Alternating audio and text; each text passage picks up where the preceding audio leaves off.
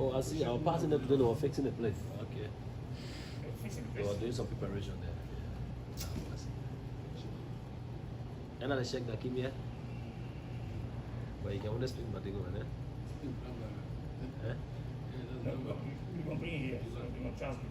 Oh, alhamdulillah. Because my boss man let him too much. I know. You don't like the way he cut his pants. That's it. You like the way he cut the pants? Alhamdulillah, that's what you like. Why you love him for too? أعوذ بالله من الشيطان الرجيم. بسم الله الرحمن الرحيم. الحمد لله رب العالمين والعاقبة للمتقين ولا عدوان إلا على الظالمين وأشهد أن لا إله إلا الله وحده لا شريك له وأشهد أن محمدا صلى الله عليه وآله وسلم عبد الله ورسوله أما بعد. We thank the Almighty Allah for another opportunity. We thank Him for His mercies that He's bestowed upon us. We bear witness that there is no deity worthy of worship except the Almighty Allah. We also bear witness that the Prophet Muhammad sallallahu alayhi wa alihi wa sallam is His servant and His messenger. Alhamdulillah. Today is a Sunday, and today is our 28th episode of our Sirah class. And it's also the 25th day of Safar, 1445 years after the hijrah of the Prophet Muhammad sallallahu alaihi wasallam, the 10th day of September 2023. After a short break, last week we didn't have a class. I had to travel to Chicago for ISNA convention, and I learned a lot. And you know, growing up as a kid in Africa, we thought there were no Muslims in America. Yeah. Yes, growing up as a kid in Africa, we thought America, there are no Muslims here. Everybody here is a Kafir. That was the mindset that we grew up with. And it's a reality. But then, the advent of the internet, you know, you begin to hear of scholars, you know, in America giving lectures. You get your videos, you know, people like Khalid Yassin starting to come to Ghana. And then finally I come to America, and then I go to a convention, and you have 20,000 people, 30,000 people there, and you realize, no, there's serious business here. And anywhere you go, my travels, I've been to at least 15 states in the United States. And anywhere you go, the Masjid are full. Fajr is like Jumu'ah. Masjid are full. The people are committed. So anytime I come and I go back, I tell my people, you guys be very careful. See, those Muslims in America, if you're not careful, they will get to Jannah 2,000 years before you guys come in. Because the challenges that Muslims face in this country is on a whole different level as compared to the challenges that we face in Africa, in terms of, you know, the environment we find ourselves in, the communities that we find ourselves in. The whole village is Muslim. So I always try to, you know, visit, you know, Muslim communities in America to see, you know, what's going on, and it's very positive. It's very, very positive. That we have challenges, yes. There are issues, yes. But then again, the commitment that Muslims in America have for the deen, wallahi, is very, very positive, and is very, very encouraging. Let's just, you know, continue to pray and then be steadfast on the deen, and that's it, inshallah. 2 weeks ago, we spoke about, you know, the journey to Ta'if, where the Prophet Muhammad sallallahu alaihi wasallam he traveled to Ta'if because he realized that the people of Mecca were not willing to accept the message. Khadija had died, Abu Talib had died. Within a span of, some of the narration says between 3 days, Abu Talib and Khadija died. Another narration it says 3 months. But then it's between, a very short period of time, Khadija died, Abu Talib died, and some of the companions, don't forget, had migrated to Ethiopia. So the atmosphere in Mecca was not very, very conducive for the Prophet Muhammad sallallahu alaihi wasallam. So he travels to Ta'if, and then the people of Ta'if did to him what even the people of Mecca didn't do to him. On his way back, in praying, in reading his Salah, someone will ask a question. Salah was, instituted at Israi and Miraaj. But then he goes to Ta'if, he comes back, and then he's what? On his way he's praying. What kind of Salah is that? Yes, before the institution of the 5 daily prayers, he used to pray morning and evening. He used to have 2 rakats in the morning and 2 rakats in the evening before Khamsa Salawat and the 5 daily prayers came in. So don't get confused. So he was praying, and Almighty Allah sent a group of angels, jinns, who were traveling, and then they stopped and they listened to him. And he didn't know what was going on. And the journey to Ta'if was a success. With all the challenges that he went through, the journey of Ta'if was a success because, don't forget, we spoke of Abdas, the young Christian boy who accepted Islam. After the people of Ta'if had stoned the Prophet Muhammad sallallahu alaihi wasallam, he was telling Aisha. Aisha asked him that apart from Uhud, which day was severe upon you, Ya Rasulullah? Which day did you face a lot of challenges? And the Prophet smiled. He said, Aisha, I've faced a lot of challenges with your people, but that there is no day as severe upon me like the day I went to Ta'if. He said, after they stoned me, my whole body was bleeding and I was running. I didn't come to my senses until I got to Qarn al-Tha'alib. And Qarn al-Tha'alib is about 5 miles outside Ta'if. So imagine someone running in the heat of the desert and who only realized where he was only after 5 miles. And then there was where, Utbah ibn Rabi'a and his brother had a garden where the Prophet went into the garden to seek shelter. And then they saw him, they knew who he was. And then they sent their boy, a Christian boy, to send him some food and some supplies. So Abdas, brought the food to the Prophet Muhammad, some dates, and the Prophet Muhammad said, Bismillah, before eating. The young man said, wait. This word, Bismillah, the people of this neighborhood, they don't know this word. Who are you? How did you come by this word? He said, I'm a prophet of the Almighty Allah. He said, wow. And the Prophet asked him, who are you? He said, I'm Abdas. Where are you from? He said, I'm from Ninawa. And the Prophet said, Ninawa, the town of Yunus ibn Matta. And the young man was like, wait, how do you know Yunus ibn Matta? He said, Huwa akhi, he's my brother, and a nabiyyun wa huwa nabi. I'm a prophet, he's also a prophet. And the young man doesn't have any excuse. He just said, Ashhadu an la ilaha illallah wa ashhadu anna Rasulullah, annaka Rasulullah. And he started kissing the bloodied hands of the Prophet Muhammad in his feet. And these guys were far away and they saw it, they were like, man, he's destroyed this boy too. So when the boy went back to them, they said, why were you kissing his hands and his feet? Your religion is better than his religion. He said, no, there is no man on the surface of the earth more important than him. And his deen is the truth. So the Prophet Muhammad goes back to Mecca. The people of Ta'if didn't listen. They stoned him. Khadija is dead. There is nobody in the house to welcome him. Even though before he traveled to Ta'if, he had married Sauda bint Zam'a. Don't forget. He married her. But then, the position of Khadija in his life, no other woman could replace her, not even Aisha. Because after the death of Khadija, even in Medina, the Prophet ﷺ, when he slaughtered some goats or some sheep, he gives some of the meats to the friends of Khadija. And he always talks about Khadija. And Aisha got jealous. And historically, Khadija even died before Aisha was born. So Aisha gets jealous. Why are you speaking about an old woman? who is dead, and the Almighty Allah has given you someone. You know, women, and their antics. And the Prophet says, hey Aisha, Khadija, there's nobody like Khadija. She believed in me at a time that the people rejected me. She gave me her money at a time that others refused. They refused to give me the money. Aisha said, from that day onwards, I kept quiet about Khadija. I stopped talking about Khadija. Even in Fathu Makkah, when he came to conquer Makkah, they asked him, Ya Rasulullah, where do we place your tent? He said, place my tent near the grave of Khadija.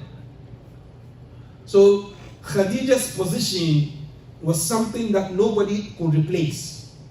And Abu Talib's position too, nobody could replace. So he comes back to Makkah, no Khadija, no Abu Talib. His companions, some of them are in Ethiopia. The ones that are in Makkah are being persecuted, they're being imprisoned, they're being tortured. So imagine the condition and the situation that the Prophet Muhammad ﷺ is in at this time, where all these people who were giving him the support were no more. Then the Almighty Allah sends him another victory. And this victory is on a whole different level. That is the journey of Isra and Miraaj. The journey of going upstairs into heavens to meet the Almighty Allah. Isra and Miraaj, in as much as it is a miracle, it was also a test. Because Isra and Miraaj made some Muslims even at that time to even doubt the Prophet Muhammad sallallahu alaihi wasallam. Because he comes and then he tells them that he has traveled from Mecca to Jerusalem. And from Jerusalem he goes up into the heavens. And then he comes back and then his bed is still warm. We're like, no, Muhammad, this one is too much now. This is too much. And some of the non-Muslims now became more adamant on their kufr.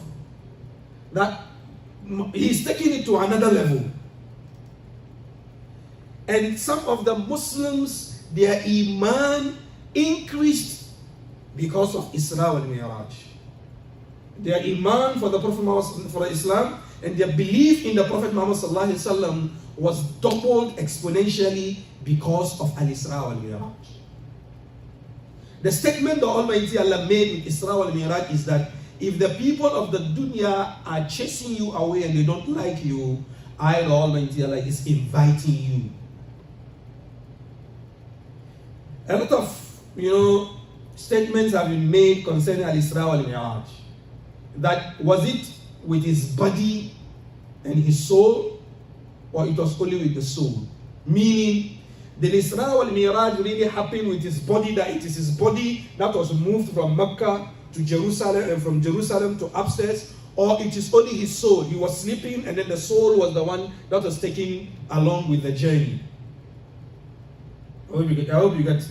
But then, the people who are saying that it is only the soul that was taken and not the body, they fail to understand the verse that the Almighty Allah reveals concerning Al-Isra wal-Mi'raj, when the Almighty Allah said, Subhanalladhi asra bi'abdi. Subhan. Why do you say Subhanallah? When something astonishes you, when something, blows your mind away. So if it is only with his soul, then there's no need for the Almighty Allah to start with Subhan. Because even in your dreams, you see a lot of things in your dream. You go to Jannah in your dream, right? Yes, you see it in your dreams. In your dream, you see a lot of things. You see that your business has hit. You got the $1 billion contract in your dream. You wake up and then there's nothing. And then you even chuckle. It happens. So for us ordinary human beings, we see things in our dreams. And even in the dreams, when you tell people things you see in your dream, do they tell you are lying? No, they don't tell you are lying. When you see something in a dream and you come and tell me, oh, this is what I've seen in a dream, do I tell you, oh, shut up, you are lying? No. Even though I know in reality that thing hasn't happened, but I'm not going to tell you that you are lying too. So for example, if you come and tell me, oh, Sheikh, I saw in a dream that, we went for da'wah, we went to the Haram, we were in Medina, and then we did all these things and all that in Medina and stuff, and then we went to Mecca and stuff, even on the day of Arafah, and we all know you've never traveled outside the United States. And then you come and tell me, and I tell you, what did I tell you? MashaAllah, Alhamdulillah, Almighty Allah make it real. That's it. So when Almighty Allah used the word Subhana, exalted is He, praise be to He, it comes with something that has a lot of significance, something that has a lot of importance. That is why the Almighty Allah uses the word Subhana. And I want to crave your indulgence. This verse, the first verse of Surah Al-Isra, we're going to take our time to go through it word by word. Because each word in the verse has with it a whole class on its own. Subhana has with it a whole class on its own. The importance of tasbih, and the significance of tasbih, and the benefits of tasbih. So he says, Subhanalladhi asra. Exalted is He, the one who traveled. And asra here means to travel at night. That's the Arabic word. Saraitu. I traveled at night. So it says, exalted is He, the one who traveled with His servant. Why did he didn't say Asra bi Nabiyyi, but then he said Asra bi Abdi? It has its connotation with His servant. Laylan, at night. He says at night, and then the night here in Arabic language is what we call an nakira, an indefinite night. Meaning that it is not the whole night. It is that a part of it that the Almighty Allah took His Prophet. And we'll look at some scientific, scientific facts concerning, for us to understand the journey and unity between the Earth and then the Moon, and the distance between Earth and the rest of the planet. And then you move out into our solar system. You go into the Milky Way galaxy. Then you go into the nebulas, the Andromeda, you go. I saw a video and I was like, this is crazy. Min al-Masjid al-Haram. He traveled with him from al-Masjid al-Haram, from the sacred masjid. So the word haram here means something that is sacred. Don't think there's a Masjid al-Haram, the Haram Masjid. No. The word haram means something that is sacred. So when you say this is haram, it means it is something that is sacred, you must not touch it. That's the linguistic meaning of the word haram. So when you say Masjid al-Haram in Mecca, don't be confused. They say haram in the Masjid, it's not haram. No, al-haram or al-haram means something that is sacred, something that you must be very careful when you are touching it. That is why the Masjid al-Haram has special rulings. Praying in the masjid is equivalent, one salah is equivalent to praying here in our masjid 100,000 times. So when you go to Umrah and Hajj, try as much as possible to have all your 5 daily prayers in the Haram. It's very, very important. It is a once in a lifetime opportunity. Some Muslims go to Mecca and it's a whole different ball game. They don't Allah safeguard us. And the scholars are telling us that there was this question that why did Almighty Allah choose to put the Kaaba in Mecca? And those of us who have been to Hajj, you know how that place is. Rocky, hot. It's not a beautiful sight. The place is not a beautiful sight. Why did Almighty Allah choose to put the Kaaba there? Why didn't He put it in Egypt or in Iraq or in Syria where they have forests, they have beautiful gardens, they have nice, rainfall, beautiful weather?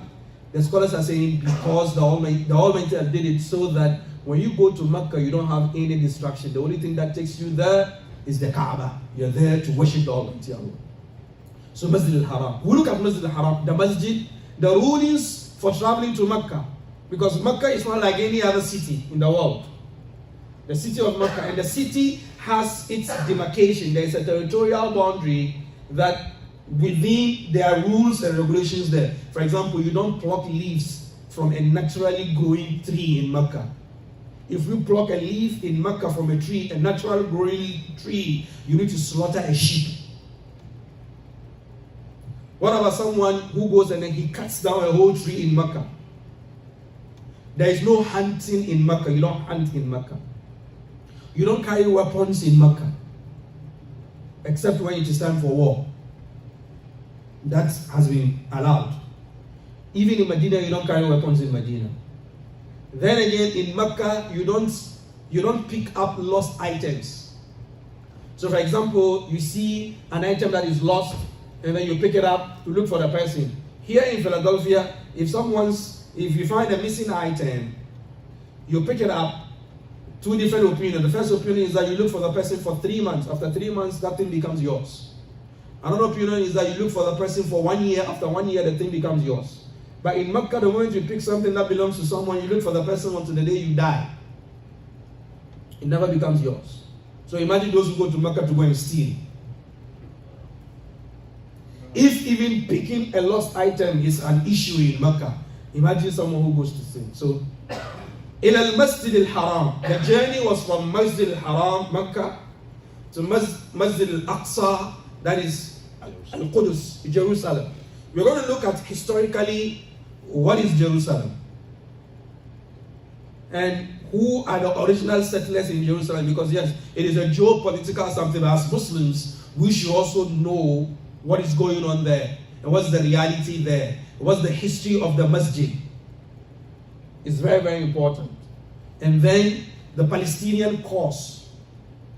How is it related to us? Is it only a Palestinian cause? Is it only an Arabian or an Arabic cause? Is it a humanitarian cause? Is it an Islamic cause? It's something we need to look at as Muslims. For example, we have the Aqidah of Al-Wala wal-Bara. That is owing allegiance to Muslims and then what? Absolving yourself from non-Muslims. So the Palestinian cause, is it an Islamic cause or it is purely an Arabic cause? Or it's purely a Palestinian cause? We need to look at it historical perspective and from the Islamic perspective. And then the Masjid itself, because Masjid al-Aqsa is the first Qibla of the Prophet Muhammad sallallahu alaihi wasallam. And then it's also the third Masjid in Islam, from Masjid al-Haram, the Masjid al-Nabawi, and the Masjid al-Aqsa. These three, and then the Prophet ﷺ specifically in Hadith said, لا تشد الرحال إلا إلى ثلاثة مساجد. None of you should prepare himself for a specific journey to go and worship except for 3 masajids. Masjid al-Haram, Masjid al-Nabawi, and Masjid al-Aqsa. So as Muslims, we have a relationship with Masjid al-Aqsa, so we need to understand that. And inshallah, we'll have a class on Masjid al-Aqsa and the history behind Masjid al-Aqsa. We will look at the Crusades, when Europe decided to go to the Middle East, France, Belgium, England. They sent soldiers in the dark Middle Ages. They went there, and the crimes that they perpetrated against Muslims and Jews in Masjid al-Aqsa or in Jerusalem itself, in the name of what? Liberating the Holy Land. Yes, they killed Muslims and Jews in Al-Aqsa. And we will see how Salahuddin al-Ayyubi, my father is here, I can see he's smiling, how Salahuddin al-Ayyubi, took the city back after the Crusaders had held it for 99 years. And the day Salahuddin entered Al-Qudus, no Christian, no Jew was slaughtered. And even the Crusaders, they were Christians from Europe who even went to the Christian quarters in Jerusalem and massacred them. That's what they did. So we see Masjid al-Aqsa, الَّذِي بَارَكْنَا حَوْلَهُ, the one that we blessed it. So we will see blessing, barakah, a class on barakah. Because this verse is loaded. لِنُرِيَهُ مِنْ آيَاتِنَا, so that we show him of our signs. So we will have a specific class on the things that the Prophet Muhammad saw on his Israi wal Miraaj. He went to Jannah, he entered Jannah, he saw the things in Jannah. He went to Jahannam, he didn't enter, he saw it.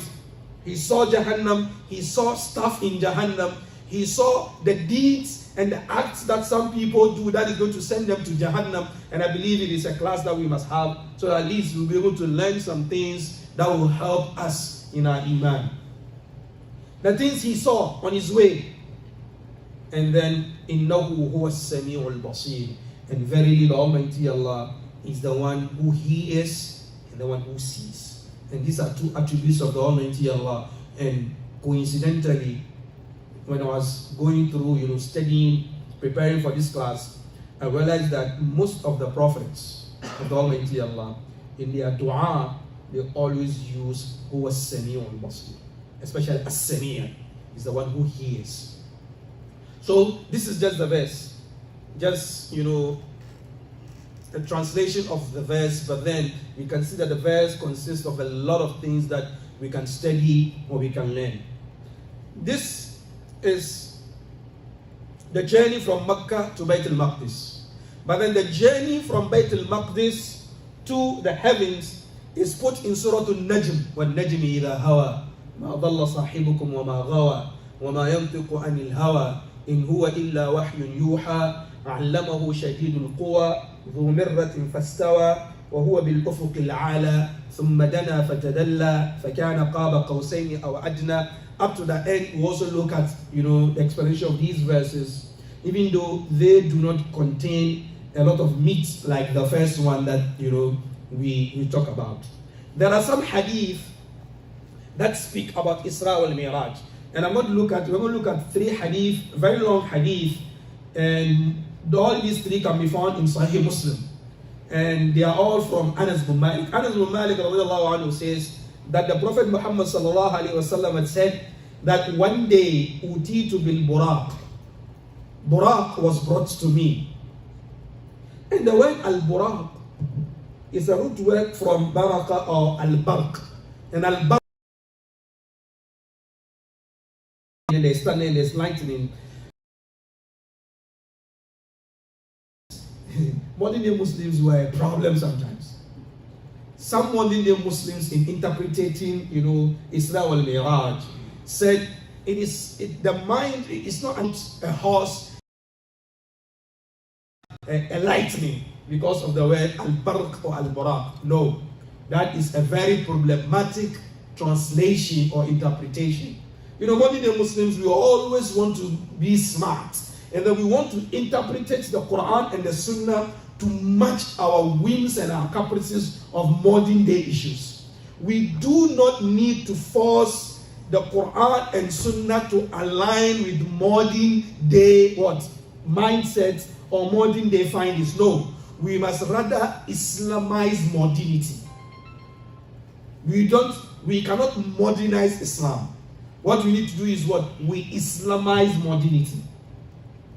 So the Prophet ﷺ explains in this hadith, after he said, Utitu bil buraq, and then he said, Wahuwa dabba. Buraq is an animal.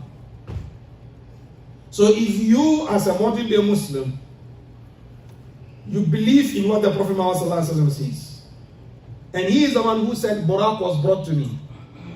And then his explanation and description of al-buraq, he says, is an animal.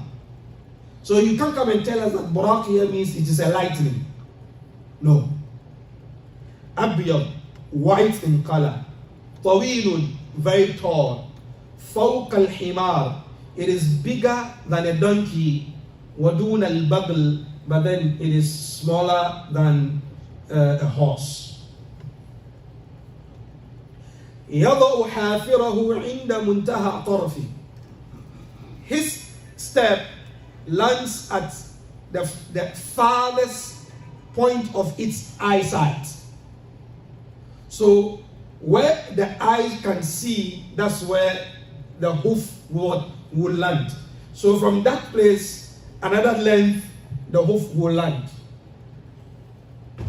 قال فركبت, and then I mounted it hatta ataytu Bayt al-Maqdis, until I came to Jerusalem.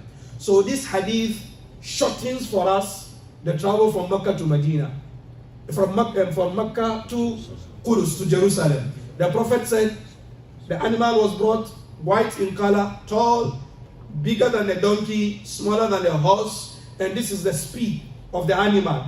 1 foot is the end of where it can see. You know very well that the higher the power, the faster the journey. if you're going to travel from here to, let's say, New York, for example, if you go by foot, that's 3 days. If you go by foot, that's 3 days. If you go by bicycle, that's a day. If you go by car, that's 2 hours. If you go by air, that's 30 minutes. If you go by laser, so if you observe, the higher the power, the shorter the time frame for traveling. So imagine he is traveling with the power of the Almighty Allah. Then there's no what? There's no time frame. There's no time frame. This explains why by the time he went through the journey to come back, his bed was still what? Was still warm. He said, I got to Bayt al-Maqdis, فَرَبَطْتُهُ بِالْحَلْقَةِ الَّتِي يَرْبُطُ بِهِ الْأَنْبِيَاءِ, and I tied the animal at the post where the prophets used to tie, because Buraq was the private jet of the prophets of the Almighty Allah. That's what they used to travel with. So the Prophet ﷺ said, I tied Buraq at exact point where the prophets used to tie it.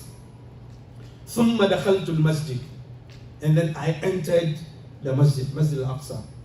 فَصَلَّيْتُ فِيهِ رَكَعَتَيْنِ, and then I prayed 2 rakats in Masjid al-Aqsa, and he was the Imam of all the prophets. The Almighty Allah resurrected all of them, and he gathered all of them for him in Masjid al-Aqsa to prove what? Imam al-Mursaleen wa Khatam al-Nabiyyin. He is the Imam of the messengers and then the seal of the prophets. So he led them in Salah. And right after the Salah, ثُمَّ خَرَجْتُ فَجَاءَنِي جِبْرِيلٌ. After that, Jibreel came, and then he gave me 2 bowls. One bowl had alcohol in it, and one bowl had milk in it. And then I chose the milk, and Jibreel said, اخترت الفطرة, you've chosen purity. ثم عرج بنا إلى السماء. After drinking the milk, we went upstairs, straight forward. And then when we got to the first heavens, Jibreel, sick, he knocked, he sought for, entrance. فَقِيلَ مَنْ أَنْتَ, and then there was a question, who are you? The Almighty Allah is teaching us, some lessons. Jibreel is the leader of the angels. And if he comes to enter the skies, he seeks permission though.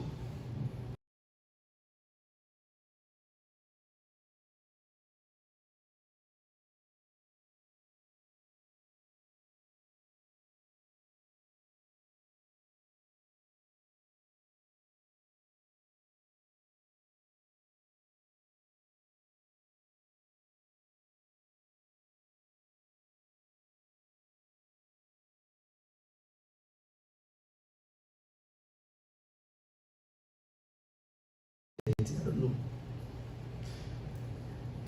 So when the angel asks, وَقَدْ بُعِثَ إِلَيْهِ, it's not that the angel is asking for, is trying to, question the coming of the Prophet Muhammad. No. He is rather surprised that, wow, Muhammad is coming. He said, now, he has been invited. And then he opens, the doors for them, and then they enter. And then they find in the first heaven, they find Adam alayhi salatu wasalam. Now, in science, when we were at school, they taught us that we have 7 atmospheres. The atmosphere, the ionosphere, the stratosphere, and all these spheres. They said it's 7 layers. And then some Muslims, modern day Muslims, they want to interpret it that these are the 7 heavens. No, it's not. These 7 atmosphere is these clouds that we have here. That's it. This is here with us. From there is, you go beyond the ozone layer. That's it. But the heavens that the Almighty Allah speaks of, Sab'a samawat that we hear in the Quran all the time, the 7 heavens, it's not these 7 atmospheres that we're speaking about.